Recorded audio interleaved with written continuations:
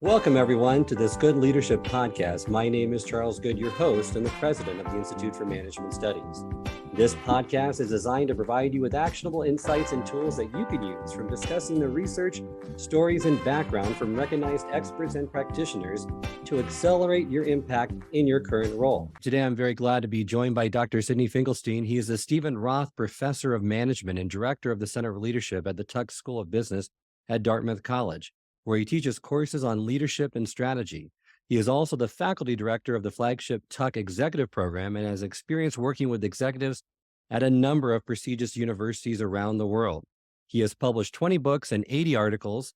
His latest book, which he published back in 2016, is Superbosses: How Exceptional Leaders Master the Flow of Talent. Welcome to the program today, Sidney. Thank you for joining me. It's a pleasure, Charles. Looking forward to our chat.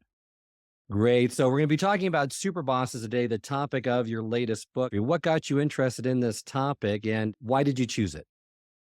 So there's a long answer, but I'll give you the shorter answer to that. An earlier book that I had written that became a big global bestseller called Why Smart Executives Fail led to me traveling everywhere, including working with IMS over the years as well on that topic. And I was giving a lot of talks and consulting, et cetera, et cetera. And I kept getting a question that I thought I had answered in the book, but because I kept getting it, it was clear that I had not fully answered that question. And that was, okay, now I understand what could go wrong. I know how we could fail. I know some of the things we should do to avoid that failure. But how do you thrive? How do you survive? How do you succeed into the long term? What is really the key there? And it got me thinking about that. And of course, it always ends up being about people. And I drilled down and started looking around for people that had a track record of generating and regenerating talent on a continual basis, because that's really the essence of it, right? It's not just hiring people for your team. It's not just hiring at one time. Companies change, businesses change, people come and go, and you have to develop a system in place. And so I was looking for people that had done this and done it really well. And I started finding them, and they became these people that eventually I ended up coining the term Superboss. It's just combining two words together. It wasn't in the dictionary before. I hope it shows up in the Oxford Dictionary next year. And so that's where it came from, kind of just continually learning and listening to people who were telling me something that I had not fully appreciated how important it was. Thank you for providing that insight. And in the book, you profile 18 different superbosses. Do they come from one industry, or did you look at one industry in particular first, or were you looking for them everywhere?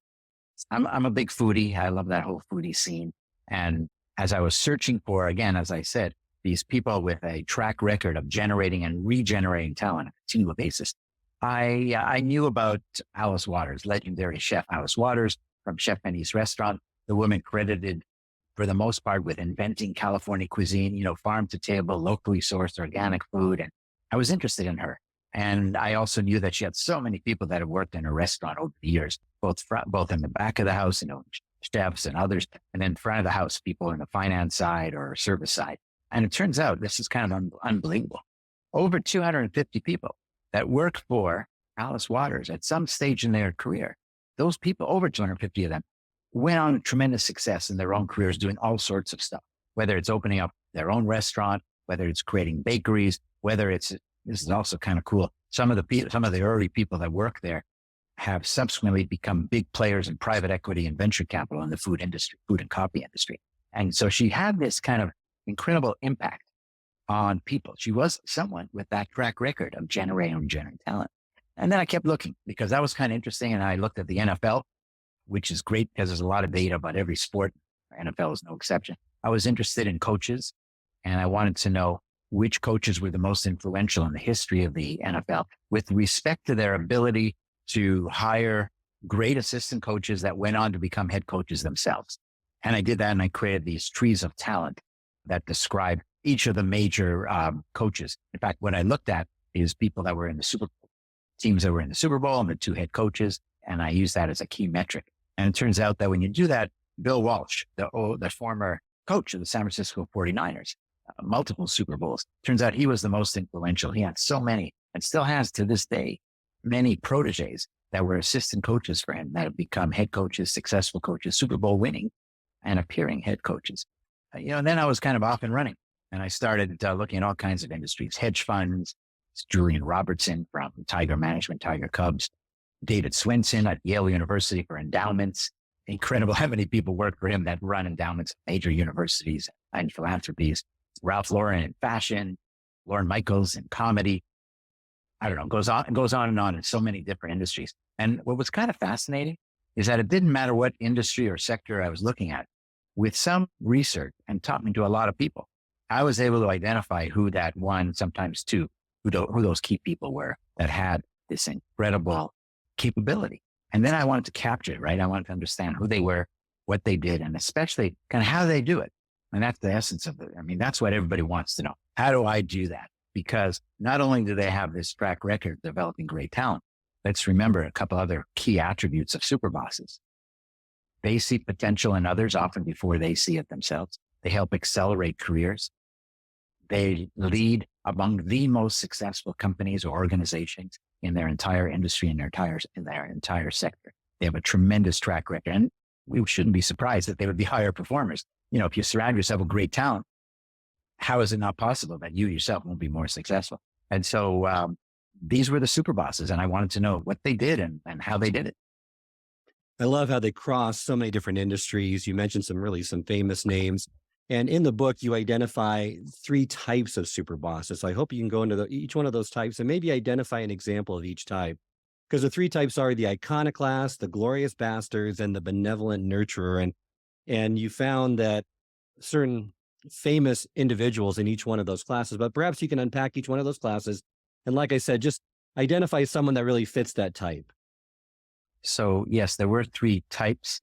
I'm going to kind of jump the gun slightly and tell you, even though these are different personality types, so much of what they did is similar, which is kind of unbelievable, right? Which also implies that anyone could do this as well, as I know we'll talk about. So the type of person most people think about when they hear me kind of describe what super bosses are these nurturing leaders. You know, the people that they value the success of the people on their team. It means something to them. Of course, they want to be successful in their business. They want to hit their KPIs. They want to advance their own career, but they gain value by helping other people get better. And there are plenty of those people. I already mentioned Alice Waters was absolutely somebody like that, kind of the classic. But you know what? Not everyone is like that. You mentioned, that second category, iconoclasts. Iconoclasts are kind of the more creative types. So Ralph Lauren would certainly qualify that way. And the motivation here is a little bit different. It's not that, and by the way, Miles Davis, legendary jazz band leader and trumpeter, is also a classic example of the iconoclast superboss. It's not that they don't care about people, but what they care about more is their art, if you will, their creativity. And as a result, they surround themselves with really, really great people, high potential talent that help push them to accomplish more and more. And along the way, anyone who's in that circle, of course, also benefits. And you look at somebody like Ralph Lauren, the number of his proteges that become household names, kind of amazing. Vera Wang and Tory Burch, another billionaire, actually, John Barbados, Joseph Abboud, John Idle, who ran Michael Kors for years and years. And so these are the iconoclasts. And then the third category, kind of the ones most people don't think, and they're not as many, but there were certainly some of them, and I call them glorious bastards. And what makes them glorious is that if you can handle it, because your feet are on the fire, if you can handle working for someone like this, then your career is just going to accelerate. And a classic example is Larry Ellison, the longtime CEO of Oracle, who is known as being one of the toughest people out there. And he would just drive people really, really hard. And the truth is, it's not for everyone. Not everyone can handle it. Not everybody wants that. But if you could, people that I interviewed who worked for Larry Ellison, they talked about it as kind of dog years, right? If you work for Larry Ellison for 1 year, it's like working for someone else for 7 years. It was that intense. But what makes them glorious here, right? Well, it turns out that their motivation is all about themselves, but not like the iconoclasts in terms of creativity, but they want to win. Larry Ellison wants to win. That's what he cares about. He cares about winning more than anything else. But this is the key thing. He knows that in order to accomplish all of his incredible goals, all of his own potential, he knows that he's got to surround himself with great talent and keep pushing them to get better and better and better. And it's important to point out that that's a difference from another type of bastard that certainly is not glorious. And that's the one that only wants to win also, but then uses everybody around them and doesn't really see any reason why they even need a strong team. It's just somebody to go do what they tell them to do. That's a really big difference. So you see the motivation is I mean, it's different for each of these three people. But as I said or alluded to, they took so much of the same thing. Thank you for unpacking those three types. My next question really, are these super bosses, are they only found in large organizations or can they be in different size companies as well? What have you found from your research? So super bosses they're everywhere. And it doesn't really matter how big the company is. I personally chose to study pretty, large enterprises and often very, very famous people. And that was part of the kind of the strategy to learn about it. You could identify them a little bit easier from the outside. But what I discovered is that there are super bosses in every organization around. I don't think there are enough of them, but they're there. And how did I discover that? Well, pre-pandemic, I was out, giving lots of talks and book signings, and people would come up to me and say, "Thank you so much. Now I know that my boss is a super boss. Could you sign the book over to that person?" And it's somebody I never heard of in a company I barely knew existed. And it happened time and time and time again. And so it's not about the size of the company. It's not about the level you are in the company as well. Anyone who has team members, people that are part of their team. And by the way, this is even relevant for individual contributors because you're interacting kind of on a peer level with a lot of people. You can use some of the same techniques. But to answer your question, there are super bosses in every type of industry, every type of organization, large, small, and actually different countries as well. And that's so important. That distinction that you made is at any leadership level as well, right? It's not just your CEO or senior executive. Anyone can have these qualities and nurture these qualities along because you believe, which I tend to agree with as well, is that anyone can become one. They aren't born, they can be made if they follow certain practices, correct? Yeah, that's absolutely right. It's one of those things that people always kind of start to stumble on and they think, are leaders born or made? It's the oldest question people ask, right? I wouldn't be in this business if I thought leaders were born because what can I do? Nothing. But I've been doing things like this for 40 years. And I can tell you that I have seen and occasionally even been fortunate enough to help leaders go to a whole other level. It just requires people who want to learn, who want to start to think a little bit differently and really want to go for it. You know what I mean? You need the aspiration to start to do something different because some of what super bosses do is not standard for every leader. And you got to be willing to do that. That's great. So if you're early in your career, now you can develop and nurture some of these, but what would be your advice if you're early in your career? Would it be trying to nurture these or looking for someone to work for that is a super boss? Yeah, this is probably the most common question I get from students and my own MBA students for that matter. The power of having a boss. And, people that are watching this or listening to this, they could think about their bosses at various times in their careers. And hopefully everyone can think of someone that's had this kind of outsized impact and you never forget that person. That's what you want to do. You want to try to find as many of those as you can because there's so much to learn from them. And I actually have a couple of tips on how to do that. It's not a foolproof tip because you got to, it's not like magic, but there are a couple of things you can do. So for example, if you're in a company already, you want to look for where job openings, the pattern of job openings in different offices or other different team leaders. And you want to see what you discover with the super boss is that as soon as there's an opening in that team, it gets filled really, really fast because somehow people start to figure it out. Look, this is where the action is. This is who could help me get to the next level. And then the other thing you could do, which goes even earlier when you're interviewing for a job.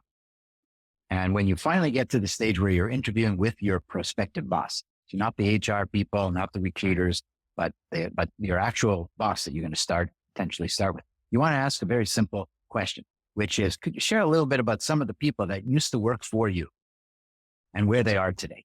And it's a trick question because if they don't know, they're not a super boss. Super bosses know who's worked for them and super bosses are okay with the idea of some people moving on and doing other things and accelerating their careers. And they're typically quite proud of it. So if they don't even have any inkling about that, then already it's a clue. And what you want to hear is, even if there's one or two examples about someone that worked for me for 5 years. And then she moved on to this position. And I just talked to her last month and she's doing great. I mean, that's the classic super boss answer you would get. That's great. And also from what I gleaned from your book as well, they really stay connected to their alumni network. They want to have that connection. They're proud of those individuals who have moved on, who have done great things. And that's another distinguishing characteristic, as well as which I think is maybe counterintuitive to some individuals, is they spend time coaching, they spend time delegating and really sharing a compelling vision that's also characteristics of this group of individuals. They're definitely teachers, which is a funny word, really, for people that are working, day and night to get their own KPIs on target.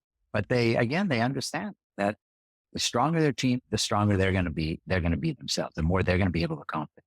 The more you can delegate. Look, the number one reason why you see burnout in a company for a leader, I'm going to say maybe not always, but almost always bad delegation, because you don't have people to delegate to. You feel like you got to do everything. It's a very big mistake that first-time leaders, by the way, make when you're promoted from individual contributor to a supervisor or team leader.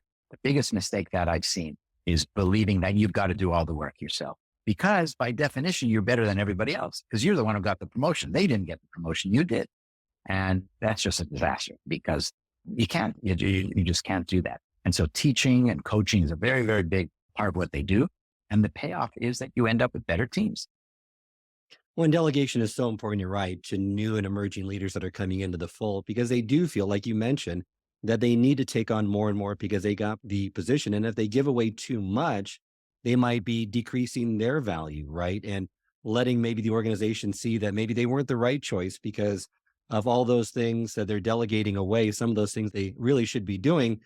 What I found, though, is what's the differentiating mark is knowing what you're the best at and can provide the most value to the organization with, and then delegating the rest out so that you are uniquely positioned to provide that value, but not be overwhelmed, overworked by trying to take on too much. Yeah, you're exactly right, I think, Charles. And in fact, you got to be good at something. You got to be expert at something, and you want to keep going deeper on that. And it makes, this is like the old theory of comparative advantage in economics. Each country should produce or do it where they have an advantage, and then they should be partnering or trading with other guys. It's the same idea for people. Now, how about if you're an executive, you're a boss already, so you're not early in your career now. Now you want to elevate what you do. You want to elevate yourself to a super boss status. What are some advice that you would have for those individuals that really would like to take their leadership to the next level? So I'll highlight maybe 2 or 3 habits or behaviors or techniques that Superboss leaders do as examples. And they're more than that, but these are some of the ones that are big. First, on motivation, how do they motivate people? They are kind of the yin and the yang of motivation. They create a performance-driven culture. They push people hard. It's not easy to work for any of the Superbosses, even the nurturing ones, because they have high expectations. Of course, many people live in that world today anyways, because people are driven pretty hard. But they create that performance-driven culture. But at the same time, they also inspire people to believe that there's nothing they can't do. And doing both of those things is really where the secret sauce is. Because if you have people on your team that you are demanding a lot of, and they got to work hard, why are they doing that? Yeah, they got a paycheck. But that's, especially today in the world we're in now, I'm going to call it optimistically post-COVID, but a lot of people working from home, et cetera, et cetera.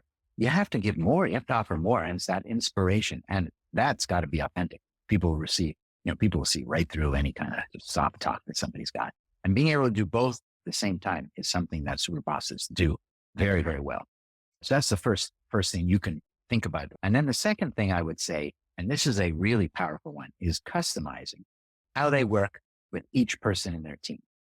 And by that, I mean, everyone is different. We kind of know that, but somehow we sometimes think we got to treat everyone exactly the same because of fairness. But that's not fair to do exactly the same thing for everyone when person A really needs some more handholding on a project and person B wants to have more leeway, as one example.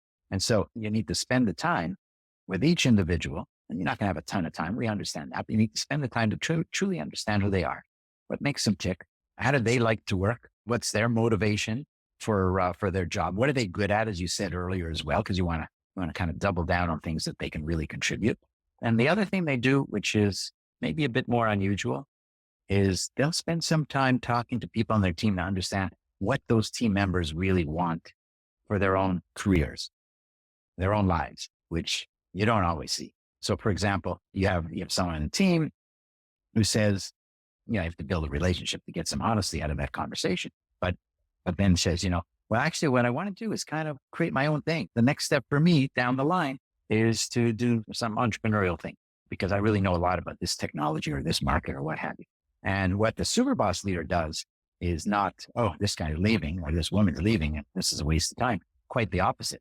The super boss will say, okay, if that's what you want to do, let's think about the skill sets, the capabilities, the experiences you need to put yourself into a position to actually make that happen. And over the next 2, 3, 4, 5 years, let's create those. Let me put you into some of those opportunities. Let me introduce you to some people that could do this. And imagine the loyalty you get when you start to talk to people on your team. And this is, for top performers, you start to talk to people on your team about their potential. And what you've done is they are no longer working for you only. You're actually working for them, which is turning obviously the entire employment relationship on its head. And what you end up getting is tremendous loyalty. You get people staying longer than they otherwise would. And yeah, I mean, that's one of the core things that super bosses do that most leaders do not. I love those two about motivation and customization. I'm going into a little bit more about motivating your employees. You have a great quote in the book by Michael Milken that stated that the super boss's general attitude about performance, and I'm quoting the book here, is maybe we set our objectives too low in school and in our daily lives. We're all capable of performing at a far higher level than we have. Faced with a challenge, we can do it. Maybe we're not challenging ourselves enough. And these super bosses, they really push others into discomfort zones because they model this high behavior themselves, correct? Right. Yeah. I mean, they walk the talk. They're working as hard as anyone else. They're not giving people jobs to do and then they just take off and you know that they're there. They love to fulfill their potential. They understand, and this is kind of philosophical a little bit, but they understand, as we all know, we only have so much time in whatever we do and in our entire lives. Well, how do we want to spend that? Do you want to just kind of coast? Do you want to plateau? Which, by the way, plenty of people will do. And I don't have a problem with that if that's what you want. But for super bosses and people that want to work for super bosses, and now speaking personally about my own life and my own career, you want to go for it. You only get one chance. And that's what super boss leaders do. And they just energize people around them that love the opportunity. And by the way, it also means that you're not always going to hit it, right? You're going to fail sometimes. And super boss leaders also have a very creative way to think about failure. You can't be failing left and right. That doesn't work for anybody. But I'll tell you a quick anecdote. Jay Chiat, the founder of Chiat Day, is another one of the super bosses in the advertising industry. And he had a creative team that was presenting to a big client and they didn't get the contract. And the reason they didn't get the contract is they were a little bit more, avant-garde, a little bit more out there in their creativity. And so it's not good to not get the contract. But Jay Chiat said, this is the reason why, if we're not going to get the deal, this is the reason why I want us not to get the deal. This is a failure that is the right type of failure. Being too timid is not the failure that I want to see. And he actually rewarded everyone on that team. And imagine you just do that once and you're sending this incredible signal. Well, and so importantly to motivating employees is to galvanize them around a vision that's compelling. And you mentioned Ralph Lauren, that his single-mindedness on purpose. Everyone else was moved from place to place, from trend to trend. He wasn't trendy. The single most important thing about him was his drive, his single-minded purpose that galvanized everyone around him to offer this compelling vision to them, get them moving in the right direction. And it's not because, for the fame, for the glory or the money, but they followed him because it was irresistible, the future that he was painting, correct? It's really interesting because, some of these old cliches about, the train's leaving the station, I got to jump on. I kept hearing that from people I was interviewing that were, talking about 10 different people. And, there's a vision being conveyed that is so exciting that you just want to be part of it. And they jump on and they're willing to do that. And the interesting thing also to keep in mind when it comes to vision, that again, something I learned from the super bosses that I think many people don't understand is the job of vision is the job for every single manager in a company. If you have anyone on your team that reports to you, you have a responsibility to craft and to convey, to communicate what your vision is in your own little team. Now, of course, that vision is going to be aligned and tied into the overall vision of the company, of the organization. That's a definite, but still everyone needs to know. And it's a lost opportunity, I think. People will be, use the word galvanize. That's exactly right? They'll be energized, they'll be galvanized. And it doesn't matter what you're doing. When I've done, working with teams on this topic, the question I like people to try to answer is, why do we exist as a team? Which is not the friendliest question to ask. Why do we exist as a team? you got to have a good answer. If your answer to the question, why do we exist as a team, is because, we're trying to make a lot of money. Well, come on, we live in a capitalist society. I'm all for money, but if that's the best you could do, you're really leaving a lot of energy on the cutting room board, right? And so answering that question in a way that's meaningful, that's compelling, that's what vision is. People use words like mission and vision. They've been around forever. You can cut through a lot of that junk and just answer the question, why do we exist as a team? And when you come up with a compelling answer for that, all of a sudden people will buy into what you're trying to do. Wonderful. And super bosses, just like great leaders, they're not motivated by money or becoming famous. They want to have an impact. They want to change their industry and even the world. And that's really what motivates them and provides that compelling vision for their subordinates. And they're also really open to change. And in your book, and I love how you describe this, is that when they're asked what should change and what should be kept the same, super bosses suggest a very simple solution. Protect the why of your business, but be prepared to constantly improve everything about the how of your business as your life depended on it. Yeah. And I use the term uncompromisingly open to describe these super boss leaders. And the uncompromising is the why, right? What's the purpose? What's the fundamental vision of the organization? Alice Waters, why is she doing what she's doing in the restaurant business, the food industry? Because she wants to change how Americans eat. Ralph Lauren wants to kind of create the Great Gatsby as a model for clothes. George Lucas, so I didn't mention, another super boss, certainly at the time of Star Wars, when he's working on Star Wars, he wants to tell a story about a father and a son, a classic story that's been told before, but he wants to tell it in a way no one's ever told it before, which, as we know, he ended up doing. That's the uncompromising part. But then super boss leaders don't believe that they have a monopoly on all the answers. In fact, they're never more delighted. This is even true for Larry Ellison, who we talked about earlier as one of the toughest bosses. He was never more delighted than when somebody on the team would have a different point of view or would prove him wrong.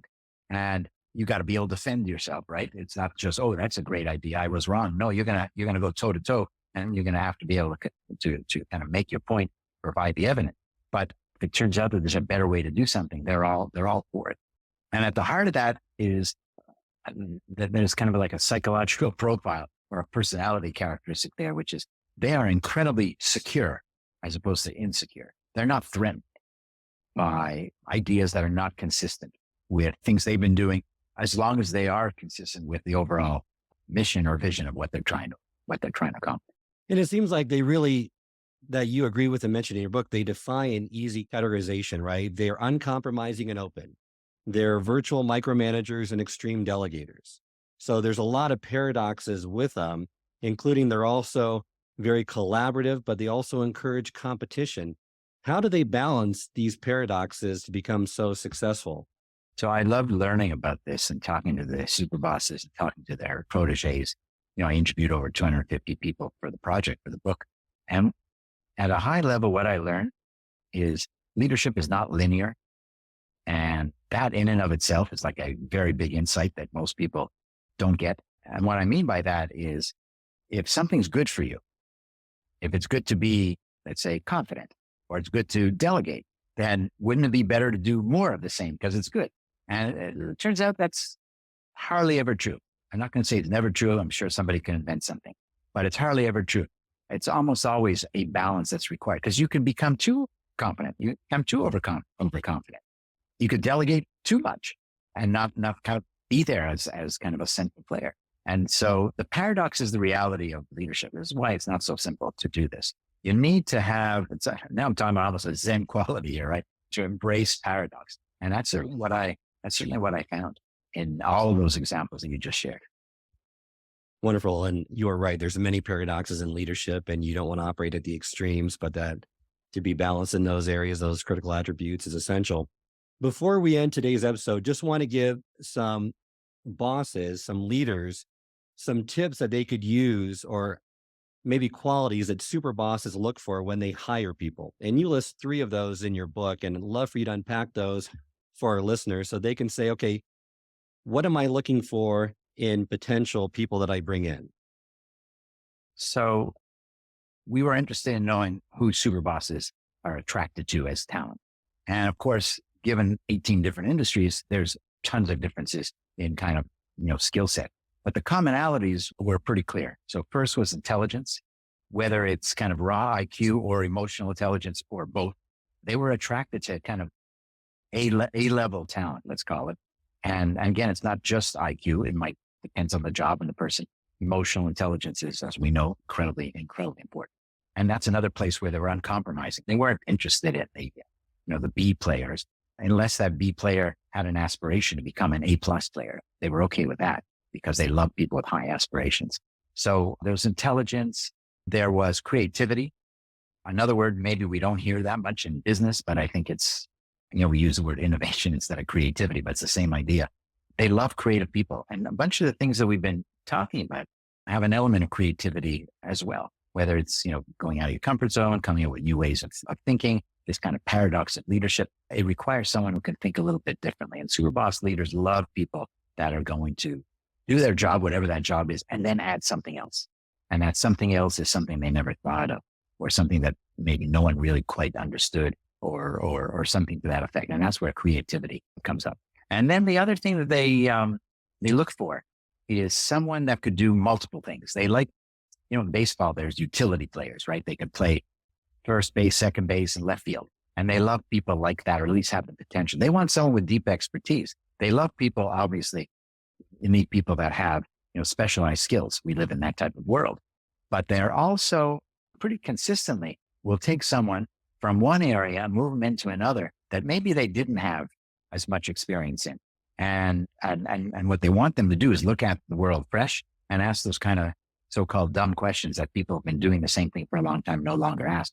Gene Roberts is a great example of that. He's former executive editor of the Philadelphia Inquirer that won something like 18 Pulitzer Prizes under his leadership and spawned so many great journalists. And he would take, someone that was doing, city desk work and put him or her on the investigative unit, move somebody from, entertainment to sports or to politics. And he wouldn't keep them there forever. I mean, if they can't do it, they can't do it. But he would challenge them. And one of the things that's a big driver of success is diversity of experience. And Superbosses give that to you. So those are the three things that kept coming up. I think intelligence, this way that I described it, creativity, and then this idea that you can do, or you're willing to try to do multiple things. Ray, and that's sometimes overlooked with everyone looking for a specialist approach, is having that extreme flexibility of a generalist is also an advantage. And in the book, you also mention, many Superbosses make a special effort to extend their search for new employees into groups that other companies have overlooked, like Bill Walsh did when he was the coach of the San Francisco 49ers. I call that untapped talent pools. And I found that to be one of the most interesting things that people resonate on, because obviously talent is gigantically important. And even now, when, we have this maybe recession or maybe not recession, employment keeps going up. And so finding great people is absolutely critical. And the difficulty that you see is that companies keep going to the same sources for their talent. And that can't possibly be the right thing to do, because it's such a wide world of potential talent. So I talk about untapped talent pools, looking for people that maybe others have not considered a bypass. You mentioned Bill Walsh. In that case, there was ex-NFL football players that had the aspiration, the potential to join a coaching staff, but had not been given an opportunity at that time because they happened to be Black. And he thought that was completely nuts and opened the door and created all kinds of different activities. I ask groups all the time, so what are some potential untapped talent pools that you could think of that maybe you should, and your organization or your team should be looking at? And it's pretty interesting when you start to open up the door for that type of creativity, and you hear all sorts of things. And I get lots of examples. The most common example I've ever seen is servers in restaurants. Why? Well, what makes a good server?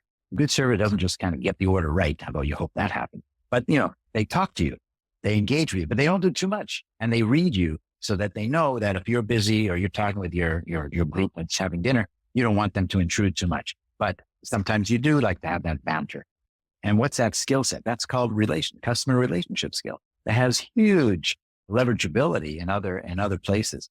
And I've got lots and lots of examples from people who told me that they were at a restaurant, they had a great server. They thought he or she was great, had huge potential. And next thing you know, they're offering them a job in the company. And many of those stories end with and they've been promoted 3 times. Well, thank you, Sydney, for sharing all these great insights with me today. Really appreciate it. Remind our listeners how they can get in contact with you. So I like to say I don't play hard to get. You can find me all over the place. I'm obviously on LinkedIn, and that's actually the primary place I go, but you can find my website, my books. I have a series of online courses on Coursera, and the easiest thing is you start Googling and you discover, oh yeah, there he is.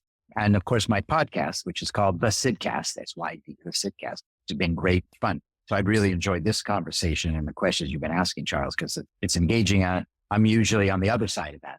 And so it's always fun to see someone asking a really good question. So those are some of the ways you can find me. Thank you, Sydney, for joining me today, and look forward to your upcoming IMS program. Me too. Thank you for listening to this episode of the Good Leadership Podcast. I hope you enjoyed this deep dive into this topic and all the tips and tools that were shared. If you enjoyed this episode, I encourage you to share with others and post about it on social media. As always, you can head over to my LinkedIn page where you can see all the latest articles and posts from me. You can also go to our YouTube channel, which has video recordings of all the episodes of this podcast, along with bite-sized segments called single servings that are designed to answer your most pressing leadership and management questions. I look forward to serving you in the next episode, so hit subscribe and I'll see you then.